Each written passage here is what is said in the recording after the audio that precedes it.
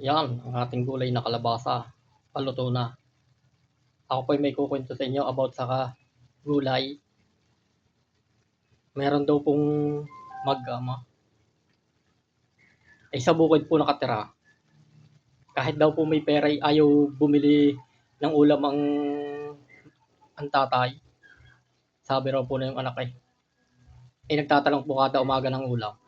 Sabi raw po ng anak tatay, ano po ang ating ulam? Sabi raw po na yung tatay, ari ika anak, gulay, pampahaba ng buhay. Ngayon po'y naka-isang linggo na daw po'y panay gulay. Nagtanong daw po ulit ng umaga ang anak, sabi tatay, ano pong ating ulam? Sabi po'y, ari ika anak, gulay, pampahaba ng buhay. Nakasagot daw po yung anak. Sabi raw po ng anak aba tatay, bibili naman ng ulam. Baka tayo hindi na mamatay. Yun lang po mga kaibigan.